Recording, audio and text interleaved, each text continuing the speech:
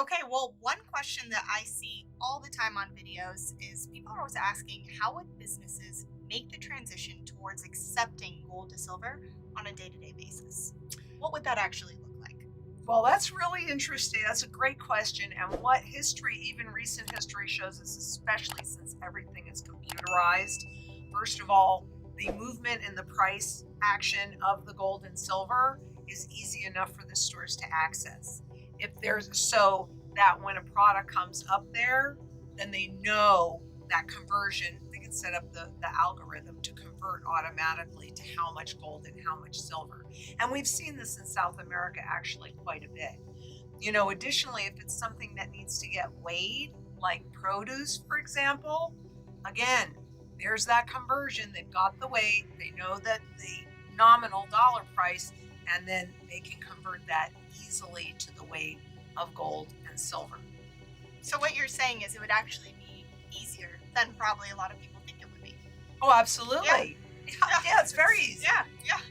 Terrific. Yeah, and in Venezuela, actually, um, there are they will have the price in the bolivar because they still legally have to accept the bolivar and the price of gold right next to each other. So you could even see it before you get to the counter. Of course, in hyperinflation, everything's got to be tied to the inflation.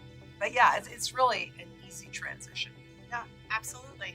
Perfect. Well, another question we have is about Japan. So, Japan, they're printing more money than the United States relative to its size. Mhm. If that's the case, why is Japan not going into hyperinflation?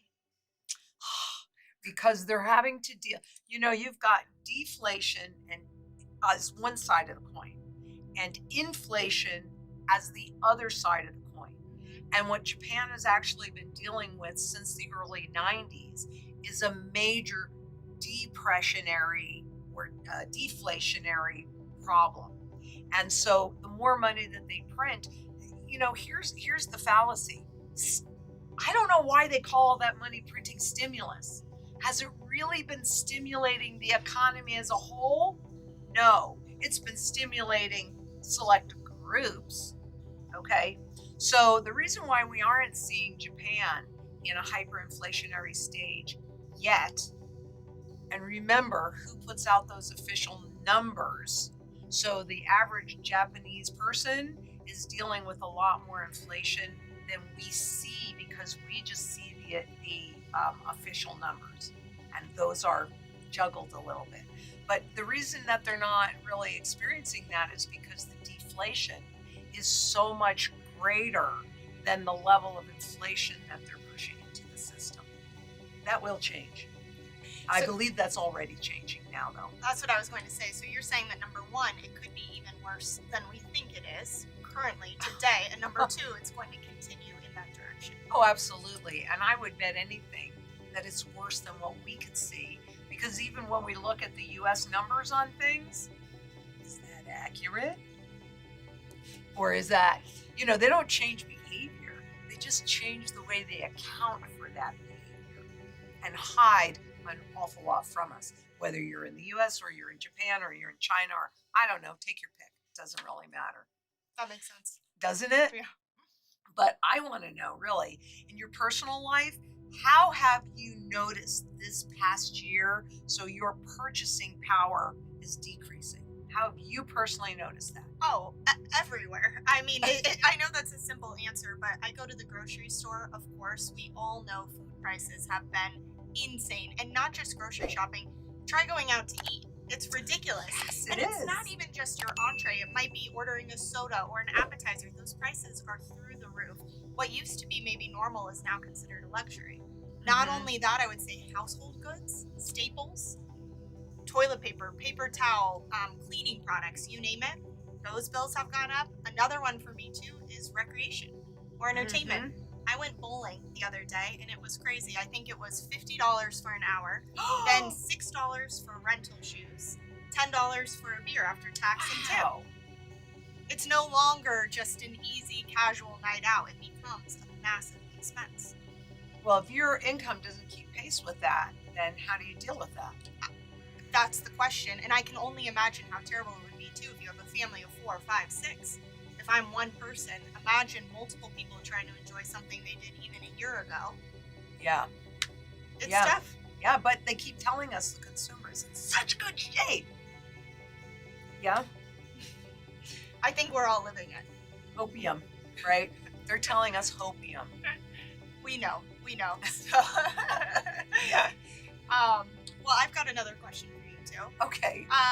I'm curious if they can create as much gold as they want in the spot market, and they can control the value in a reset. How would the real value of gold ever be realized? Oh, that's a great question. Anybody that is trusting the spot market to tell them how much gold is really worth is out of their minds. They're living in fantasy land, because that's really just used to control the physical price. But what we are already seeing in the physical market are that premiums have gone up a lot, and especially in the collectible market, that's where we're seeing in the ultra rarities, where the one percenters live, making new all-time highs. So here's the thing. When the public loses confidence in the currency, that's the problem that high inflation creates. People start to lose trust, right? Right. So when the public loses confidence in the currency and in the system and in those that are in power, well, that's when we're in a hyperinflationary event. They have to get that confidence back, right? That's when they do the overnight revaluations, understanding what the true fundamental value of an ounce of gold is. And it's a little nuanced, but anybody can determine somewhere near that's where that's likely to go, right? What we don't know is what the coverage ratio is. So let me explain how anybody can get that really simply. And you're not going to get to the penny, but you're going to get reasonably close, right?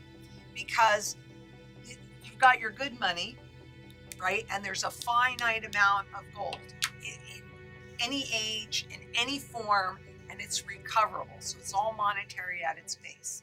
Plus, the Department of the Interior, if you want to get more specific, every year lets you know how much more gold is yet in the ground. So in-ground gold, right? Now, the fiat money, the government-based money, is based on debt. So if you want to make your life easy, you can make it complicated, but if you want to make your life easy, just go to the world debt clock and pull that number. It's much higher, actually, than what they're showing, but it's also a lot more work to ferret it out, and I'm not really sure that it's worth that extra time. Okay? But the amount of gold that exists is real easy, and the debt clock is real easy. So you just divide the debt, buy all the gold that there is, and you have to understand, too, that when you're looking for fundamental value, you want to know the single most important function of this asset or this instrument. So for gold, for me, the single most performs a lot of things, but the single most important function is to hold its value over time. Okay? And then when you look back on history, that's how I know how to get that, because that's what I look at, right? So you divide all the debt by all the gold, and that gives you a number in nominal terms, in terms of fiat, which I know Eric will say, 12,000 or so. The last time I checked it, my number was a little bit higher, because he might be doing something a little more complicated than me. Okay? I'm not going to get you to the penny, but I'll get you reasonably close. And that's how you know on any instrument whether or not it's undervalued, fairly valued, or overvalued. Therefore, do you want to buy it? Do you want to hold it? Do you want to liquidate it?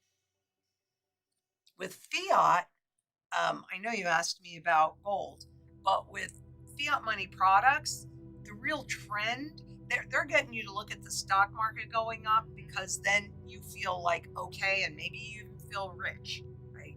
But the reality is it's all about purchasing power. I don't care how many digits you have. I care about what you can convert it into. And 100% of the time, every single current fiat currency, government-based currency, has gone to a big fat zero. That's the real trend.